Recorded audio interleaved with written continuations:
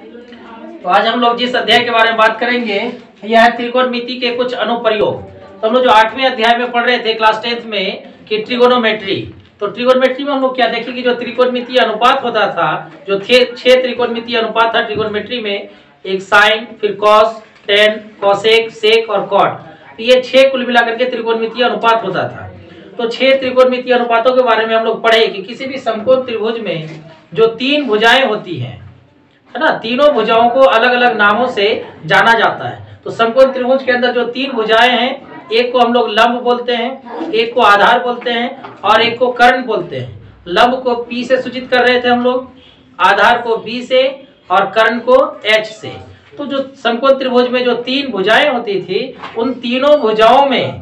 भुजाओं की मदद से हम लोग 6 तरह के कुल अनुपात निकालते थे। जैसे अगर हम बात करें P का, तो P का अर्थ हुआ लंब यानी कि परपेंडिकुलर, और इसके साथ बाकी जो 2 भुजाएं हैं आधार B, कर्ण H, इसका अगर अनुपात निकालना चाहें तो P बटा जब हम H करते हैं तो ये भी एक अनुपात हुआ। तो P बटा H का जो अनुपात होता था, है ना, वह अनुपात जो लंब में और कर्ण में दोनों में जो अनुपात बतला रहा था, यानी P और P का अनुपात H के साथ, P और H का जो अनुपात होता था उसको हम लोग साइन के नाम से जान रहे थे। और फिर P का अनुपात जब हम B के सापेक्ष में निकाल रहे थे, है ना, यानी कि P बटा B, तो इस अनुपात का नाम होता था टेन, है ना। उसी तरह से जब हम B का अनुपात निकाल रहे थे H के साथ, यानी कि B बटा H, तो इस अनुपात को ट्रिगोनोमेट्री में cos थीटा के नाम से जाना जाता है। और फिर जब हम B का अनुपात अब हम P के साथ निकाले, यानी कि B बटा P, है ना, तो जो इस अनुपात को हम लोग जानते थे cot थीटा के नाम से। उसी तरह जब हम H और P का अनुपात निकालते थे तो H और P का अनुपात क्या कहलाता था, cosec कहलाता था। और फिर जब H का अनुपात हम B के साथ निकाले, यानी H बटा B, तो उसको हम लोग बोलते थे sec। तो इस प्रकार से जो समकोण त्रिभुज में जो 3 भुजाएं हैं P, B और H, इन 3 भुजाओं से कुल मिलाकर के 6 अनुपात निकाला जा सकता है। और 6 अनुपातों का अलग अलग नाम sine theta, cos theta, tan theta, cosec theta, sec theta और कॉट थीटा हुआ करता था। तो उसमें हम लोगों को क्या रहता था कि हम लोग कोण पर चर्चा नहीं कर रहे थे, वहां पर जो हम लोग है कि भुजाओं का ये कि मान निकाले, सबसे पहले भुजाओं का अनुपात निकाले और फिर साथ में उसके बाद तुरंत फिर हम लोग कोण भी निकाले, यानी कोण के आधार पर अनुपात का मान निकाले कि साइन का मान 30 डिग्री के लिए कितना होगा, अगर कोण 45 डिग्री का हो तो P और H का अनुपात क्या होगा, अगर कोई कोण 60 डिग्री का है ना, तो जो कि टेन अर्थात P और B का अनुपात क्या होगा। तो इस तरह के अनुपातों को भी हम लोग ट्रिगोनोमेट्री के अंतर्गत पढ़ रहे थे। हाइट एंड डिस्टेंस,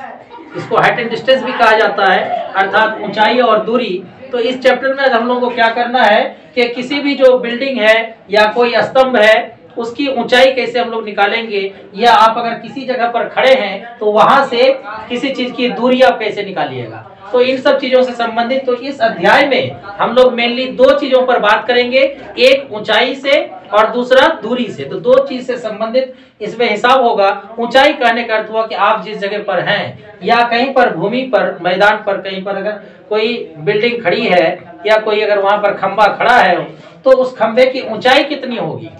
तो हम लोग इस ऊंचाई पर बात करेंगे। और दूसरा, अगर मान लीजिए कि आप नदी के एक किनारे पर खड़े हैं तो इस किनारे से लेकर उस किनारे तक की दूरी या उस किनारे पर जो खंबा है वहां से आपकी दूरी कितना है, ये चीज निकालेंगे। तो इस पूरे अध्याय में 2 चीज ही जो हमारा मुख्य बिंदु रहेगा, 2 चीजों पर ही हम लोग फोकस करेंगे और वह है ऊंचाई और दूरी। इसीलिए इस चैप्टर को जो है ऊंचाई और दूरी के नाम से भी जाना जाता है, हाइट एंड डिस्टेंस के नाम से। और साथ में इसमें लिखा गया कि त्रिकोणमिति के कुछ अनुप्रयोग, तो हम लोग ऊंचाई और दूरी को निकालने में त्रिकोणमिति का प्रयोग करेंगे। इसी कारण से इसको त्रिकोणमिति का अनुप्रयोग भी कहा गया है। जो हम लोग ट्रिगोनोमेट्री पढ़ रहे थे 8.1 में, 8.2 में, 8.3 में, जिस तरह का जो हम लोग काम सब कर रहे थे, उसी की मदद से अब हम लोग क्या करेंगे, ऊंचाई और दूरी निकालने का काम करेंगे। इसीलिए इसको आप या तो त्रिकोणमिति का अनुप्रयोग कहिए या इसको आप ऊंचाई और दूरी कहिए, दोनों बात एक ही है। तो इस चीज पर जो हम लोग बात करेंगे, तो इसमें जो सबसे आधारभूत जो जानकारी है जो हम लोगों को इस अध्याय में जानना है, जिसके बारे में जानना जरूरी है, कुछ ऐसे हम लोग कि पदों पर पहले चर्चा करेंगे। तो कभी ऐसा होता है कि जब आप जमीन पर किसी भी जगह पर आप खड़े हैं और वहां खड़े होकर के आप क्या करते हैं कि अपने बराबरी के चीज को कभी देखते हैं, तो कभी अपने से नीचे के चीज को देख रहे हैं। तो जब आप जहाँ पर खड़े हैं तो आप अपने आंख को नीचे झुका करके आप कभी जमीन पर लुढ़क रहे गेंद को, है ना, फुटबॉल को, इसी तरह के किसी भी चीज को आप जो है कि देखते हैं। तो कभी ऐसा होता है, कभी आप क्या करते हैं कि आप बिल्कुल सामने, आप जैसे जब जिस जगह पर खड़े हैं तो उसके बिल्कुल आप सामने सामने देखते हैं। और कभी क्या करते हैं कि जब आपसे अधिक ऊंचाई की कोई वस्तु हो, अधिक ऊंचाई का कोई सामान हो, जैसे कि मान लीजिए कि दूर में कहीं पर जाएगी पतंग उड़ रही है, तो उसको आपको देख रही है, बहुत ऊंची बिल्डिंग है, लेकिन आप जो जमीन पर खड़े हैं, तो ऐसे कंडीशन में हम क्या करते हैं कि थोड़ा जो हम लोग नजर को ऊपर करके ऊपर की चीजों को देखते हैं। जैसे रात को अब चांद की तरफ देखना हो तो आपको क्या करना पड़ेगा, ऊपर की तरफ ताकना पड़ेगा। तो हम लोग तीन तरह से देख रहे हैं, या तो बिल्कुल अपने सामने जो अपने बिल्कुल बराबर की चीजें हैं या बराबर ऊंचाई की चीज है, उसको देखने के लिए आप बिल्कुल स्ट्रेट देखते हैं, सामने देखते हैं। लेकिन आप अपने ऊंचाई से कम ऊंचाई की चीजों को जब देखते हैं, या जो वस्तु को आप देख रहे हैं वो अगर आपकी ऊंचाई से कम है, उससे नीचे है, तो आप नजरें नीचे करके देखते हैं। और जब आपके ऊंचाई से बहुत अधिक ऊंचाई की किसी चीज को आप देखते हैं तो आप नजर ऊपर करके देखते हैं।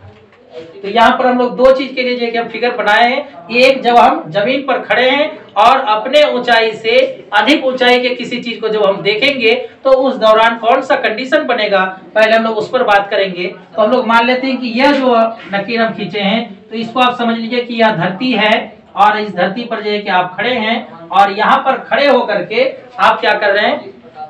आपके ऊंचाई से अधिक ऊंचाई पर उड़ रहे पतंग को आप देख रहे हैं। तो जब आप अपने ऊंचाई से अधिक ऊंचाई पर उड़ रहे हैं, जब आप पतंग को देखेंगे तो इसके लिए आपको क्या करना पड़ेगा, अपनी ऊंचाई से ऊपर तरफ देखना पड़ेगा, यानी कि नजर आपको ऊपर करना पड़ेगा। तो जब हम ऊपर कर रहे हैं तब यहाँ से, यहाँ जो हमारे आंख के बिल्कुल सामने जो धरती के समांतर हो, आप जिस धरती पर खड़े हैं इसके समांतर और आपके आंख के सामने जो रेखा होती है, जो स्तर होता है, इसको हम लोग बोलते हैं क्षैतिज स्तर बोलते हैं, जो भूमि के हमेशा क्या होगा, पैरेलल होगा। और यहाँ से चूंकि आप ऊपर के किसी वस्तु को देख रहे हैं जो आपकी ऊंचाई से अधिक ऊंचाई पर है, तो इस दौरान ये जो दृष्टि रेखा है जिसे आप देख रहे हैं जो, तो इसको हम लोग ये दृष्टि रेखा बोलते हैं, है ना। और ये जो क्षैतिज स्तर है या क्षैतिज रेखा है ना, इसके और दृष्टि रेखा दोनों के बीच में जो कोण बनता है, इस कोण को हम लोग उन्नयन कोण बोलते हैं। तो यहाँ पर ये बात आप लोगों को ध्यान रखना है कि जब हम अपने ऊंचाई से अधिक ऊंचाई के किसी चीज को हम देखेंगे तब क्या होगा, उन्नयन कोण बनेगा,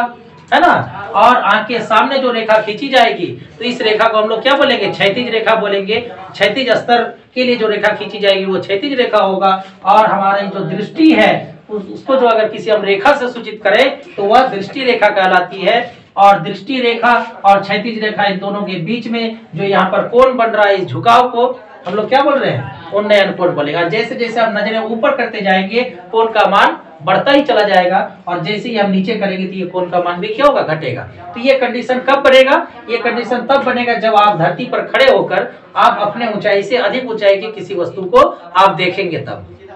इसी प्रकार से जो दूसरा कंडीशन है कि अब मान लीजिए कि आप 5वीं मंजिल पर हैं, या जो है कि आप दूसरे मंजिल पर, तीसरे मंजिल पर हैं, छत पे आप खड़े हैं, है ना, या आप सीढ़ी पर चढ़े हुए हैं, या किसी बिजली मिस्त्री जैसे कि पोल पर चढ़ा हुआ हो, तो वहां से अगर वो जमीन पर देख रहा हो, या छत से आप छत पे जो खड़े हैं और वहां से आप कोई गेंद को गिराते हैं, कि कोई फुटबॉल गिरा दिए और वो अब लुढ़कते हुए जा रहा है, आप अगर उस चीज को देखें तो उस समय क्या स्थिति होगी कि आप बिल्डिंग के ऊपर खड़े हैं किसी बिंदु पर,